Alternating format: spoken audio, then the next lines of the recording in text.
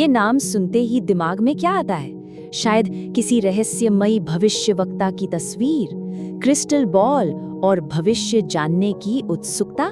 लेकिन क्या ये कार्ड सच में भविष्य बताते हैं या फिर इनकी कहानी कुछ और ही है? चलिए आज इसी पहेली को परत दर परत खोलते हैं। हम जानेंगे कि कैसे ताश का एक सीधा साधा खेल मन की गहराइयों को टटोलने वाला एक आईना बन गया। तो फिर टैरो की असलियत क्या है?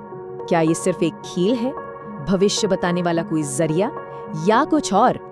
सच तो ये है कि ये सब कुछ रह चुका है। चलिए जरा समय में पीछे चलते हैं और इसके इस अनोखे सफर पर एक नजर डालते हैं। सबसे पहले एक बहुत बड़ी गलतफहमी को दूर करते हैं। अक्सर लोगों को लगता है कि टैरो कार्ड्स हजारों साल पुराने हैं, शायद प्राचीन मिस्र से आए हैं, है ना? लेकिन सच्चाई इससे कोसों दूर है। इनकी असली कहानी तो बहुत बाद में शुरू होती है। तो हुआ ये कि इसकी शुरुआत हुई 15वीं सदी के इटली में, और तभी सिर्फ एक कार्ड गेम था, कुछ और नहीं। और मजे की बात यह है कि करीब करीब 300 सालों तक ये बस ये खेल ही बना रहा। फिर आया 18वीं सदी का दौर, जब पहली बार इसे भविष्यवाणी से जुड़ा गया। लेकिन असली गेम चेंजर वो तो 1909 में आया। तो 1909 में ऐसा क्या हुआ जिसने सब कुछ बदल दिया? देखिए, 1909 से पहले के जो डेक थे, जैसे टैरो डी मार्सेल, उनमें जो छोटे कार्ड्स होते थे वो आज के ताश के पत्तों जैसे थे। मतलब अगर 7 तलवारें का कार्ड निकला तो उस पे बस 7 तलवारों के निशान बने होते थे, बस आपको उनका मतलब रटना पड़ता था। लेकिन राइडर वेट स्मिथ डेक ने हर एक कार्ड को एक जीती जागती तस्वीर दे दी, एक पूरी कहानी दे दी, और बस यहीं से टैरो को समझना सबके लिए बहुत बहुत आसान हो गया। और बस यही वो डेक है जिसने टैरो का पूरा नक्शा ही बदल दिया। राइडर वेट स्मिथ डेक, इसने टैरो को मुश्किल किताबों और रट्टा मारने वाली चीज से निकालकर हर किसी की पहुंच में ला दिया। तो इस कमाल के डेक के पीछे दिमाग किसका था? इसमें 2 अहम लोग थे। एक थे आर्थर एडवर्ड वेट, वो एक स्कॉलर थे जिन्होंने सारे कॉन्सेप्ट्स और सिंबल्स तैयार किए। और दूसरी थी पैमेला कोलमैन स्मिथ, वो जीनियस आर्टिस्ट जिन्होंने वेट के आइडियाज को कैनवस पर उतारा। लेकिन सच कहें तो असली जादू पैमेला के हाथों में ही था। पैमेला कोलमैन स्मिथ, यही वो थी जिन्होंने उन छोटे मामूली दिखने वाले कार्ड्स पर पूरी कहानियां पेंट कर दी। इसी वजह से टैरो को बिना रटे दिल से समझना मुमकिन हो पाया। पर सबसे दुख की बात जानते हैं क्या है? उन्हें इस ऐतिहासिक काम के लिए बस एक फिक्स्ड पेमेंट मिली। दशकों तक डेक पर उनका नाम तक नहीं छापा गया और आखिर में उनकी मौत गुमनामी और गरीबी में हुई। पैमेला की कला ने टैरो के लिए एक बिल्कुल नया दरवाजा खोल दिया। ये दरवाजा भविष्य बताने से कहीं आगे मनोविज्ञान की दुनिया में खुलता था। और इस दरवाजे की चाबी हमें मिलती है मशहूर साइकोलॉजिस्ट कार्ल यंग के काम में। उन्होंने ही समझाया कि आखिर ये तस्वीरें हमारे मन पर इतना गहरा असर डालती क्यों हैं। जरा सोचिए, दुनिया की कोई भी कहानी उठा लीजिए, चाहे वो कोई फिल्म हो या कोई किताब, उसमें एक हीरो होता है, एक विलन होता है, एक कोई समझदार बूढ़ा होता है जो रास्ता दिखाता है ना? युंग ने इन्हीं को आर्केटाइप कहा। ये ऐसे किरदार या पैटर्न हैं जिन्हें हम सब बिना सिखाए पहचान लेते हैं।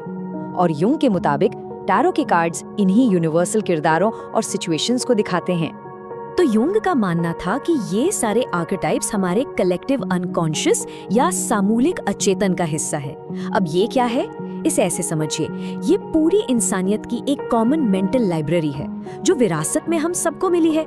और टैरो के जो सिंबल्स हैं वो सीधे हमारे मन के इसी गहरे हिस्से से कनेक्ट करते हैं। और फिर आता है युंग का एक और कमाल का आइडिया, सिंक्रोनिसिटी या समकालिकता। ये सिर्फ कोई इत्तेफाक या कोइंसिडेंस नहीं है, ये एक मीनिंगफुल कोइंसिडेंस है। मतलब जब कोई इंसान किसी खास परेशानी के बारे में सोच रहा हो और अचानक से वो एक ऐसा कार्ड निकाल ले जो हूबहू उसी की फीलिंग्स को दिखा रहा हो, तो यूं कहते हैं कि यही सिंक्रोनिसिटी है। ये दिखाता है कि बाहर जो हो रहा है और अंदर जो चल रहा है वो एक दूसरे से जुड़े हुए हैं। तो मतलब साफ है, इस नजरिए से टैरो भविष्य नहीं बताता, ये तो एक आईना है।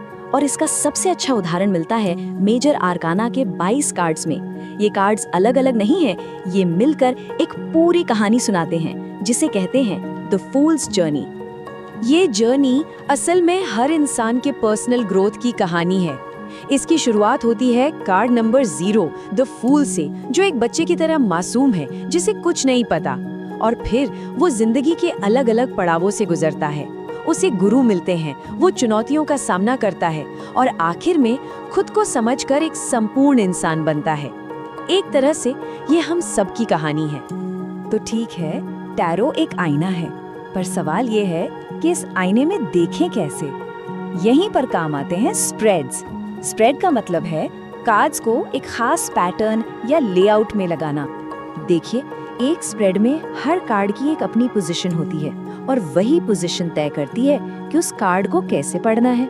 इससे होता ये है कि बिखरे हुए कार्ड्स को एक स्ट्रक्चर मिल जाता है और वो मिलकर एक मतलब की कहानी बताने लगते हैं। जैसे कि सबसे पॉपुलर और आसान स्प्रेड्स में से एक है 3 कार्ड स्प्रेड। इसमें पहला कार्ड बताता है कि सिचुएशन की जड़ कहाँ है, यानी अतीत।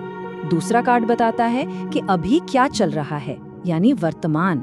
और तीसरा कार्ड दिखाता है कि आगे क्या हो सकता है, यानी भविष्य का संभावित रास्ता। और ऐसा नहीं है कि सिर्फ यही एक स्प्रेड है, बहुत सारे अलग अलग लेआउट्स हैं जो अलग अलग सवालों के लिए इस्तेमाल होते हैं, जैसे कि किसी सिचुएशन को समझने के लिए या कोई सलाह लेने के लिए। हर स्प्रेड सोचने का एक नया नजरिया देता है। तो हमने देखा कि कैसे 15वीं सदी का एक ताश का खेल आज के दौर में एक साइकोलॉजिकल टूल, एक आईना बन गया है। ये सफर वाकई कमाल का है। ये दिखाता है कि कैसे हम इंसानों ने हमेशा से ही तस्वीरों और कहानियों का इस्तेमाल खुद को बेहतर समझने के लिए किया है। आखिर में बात बस इतनी सी है, ये कार्ड्स एक यूनिवर्सल कहानी सुनाते हैं, इंसान होने की कहानी। तो असली सवाल ये नहीं है कि इन कार्ड्स में क्या रखा है। असली सवाल ये है कि कोई अपने अंदर झांकने के लिए, अपनी कहानी को समझने के लिए कितना तैयार है।